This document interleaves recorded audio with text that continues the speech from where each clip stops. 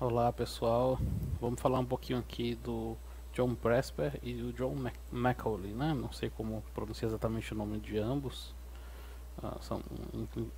Interessante é que são dois Johns trabalhando juntos, né? É um trabalho que vai demonstrar um pouquinho dos pioneiros da informática conhecidos hoje, né? Da informática atual. Então é um trabalho, uma atividade supervisionada do curso ADS da Católica, certo? E nós vamos lá, né? Quem foram esses dois, né? Os dois Johns. Ambos eles criaram o primeiro computador eletrônico digital de uso geral, o ENIAC, né? Como a gente conhece, já é um computador muito falado hoje. Acho que todo mundo que cursa a faculdade hoje já ouviu esse nome. Ambos não criaram apenas o ENIAC, não é? O ENIAC foi um computador criado durante a Segunda Guerra Mundial, acabou se concluindo seu projeto no final da Segunda Guerra Mundial, certo? Mas os dois têm uma história muito grande que vale a pena a gente salientar, né? Eles aproveitaram muito bem essa oportunidade. O ENIAC era um monstro, né? Como a gente conhece. O computador tinha, como a gente pode ver aqui, ele fazia 5.000 operações por segundo, ou seja, ao contrário do que muita gente imagina, não era uma calculadora grande, né? Tinha um poder de processamento respeitável até pela época e pelo seu tamanho também, certo? Olha só, ele utilizava 17.468 válvulas para fazer esse processamento. É algo gigantesco, não é? Então, o segundo invento dos dois, também trabalhando juntos, né, foi o Univac 1, certo? Os nomes são bem semelhantes, né? Eu acho que a ideia era essa mesmo, ENIAC e Univac.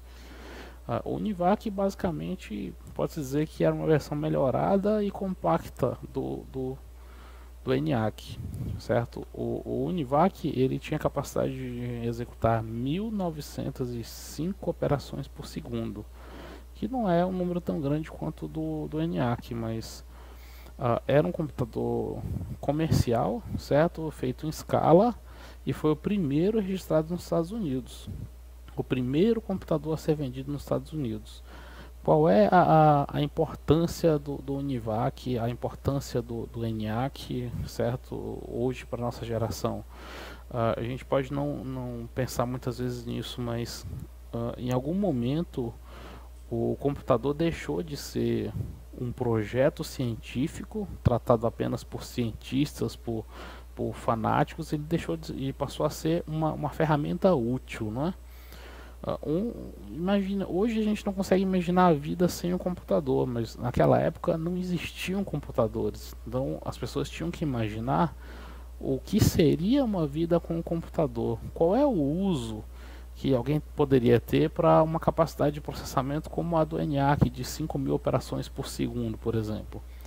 A primeira utilização em grande escala, né, foi o seu objetivo, onde ele foi projetado, foi o cálculo de rotas balísticas para ser utilizado na Segunda Guerra Mundial. Nunca chegou a ser utilizado com esse princípio, né?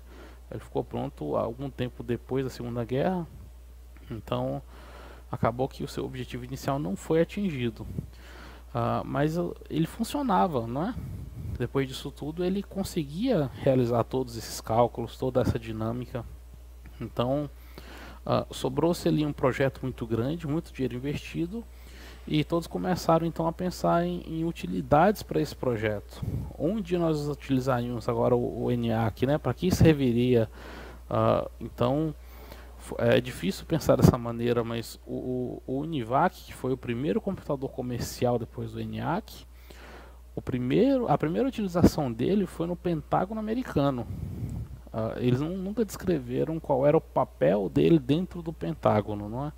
O Univac, perdão, ele teve diversas unidades vendidas ao redor do mundo e uma delas inclusive no Brasil. Por exemplo, o IBGE chegou a utilizar do Univac para fazer os seus cálculos do censo, né? Quais cálculos exatamente também nunca foi divulgado oficialmente. Mas a gente consegue imaginar, né? Você vai criar um censo sobre todos os dados de um país e imagina ter que fazer isso na mão. Imagine uma planilha do Excel de 20 mil linhas feitas na mão, ou seja, em papel, caneta, certo? Todos aqueles cálculos, todas aquelas operações. É algo monstruoso, né? Para falar pouco, é algo monstruoso. Então, o Univac, vindo do ENIAC, ele teve um papel muito grande no desenvolvimento da computação em si, né? Alguns dizem que o Univac ele iniciou a era do CPD, que é o Centro de Processamento de Dados. A partir dele, diversas empresas começaram a investir em computadores de grande escala para fazer o processamento das suas informações, sejam empresas de vendas, empresas de censo, ou o governo em si, né, com operações militares. Esse conceito de ter um computador que facilita a vida da empresa e que processa informações em grande escala e te informa resultados com velocidade, ele iniciou ali. Todo esse conceito do CPD vem evoluindo, né? Alguns dizem até que deixou de existir hoje o CPD por conta da computação em nuvem. Então, tudo que a gente tem hoje relativo a processamento de grande escala, né, na utilização de computadores, que basicamente é o que move o mundo moderno, iniciou ali com o ENIAC e o Univac, certo? E os seus sucessores, que vieram diminuindo em tamanho e aumentando em poder de processamento até hoje, né? Então, essa é a importância que esses dois nomes têm para o mundo moderno de hoje, né? Os dois Johns que foram pioneiros da nossa informática. Então é isso aí, pessoal. Um abraço para todo mundo. Até a próxima.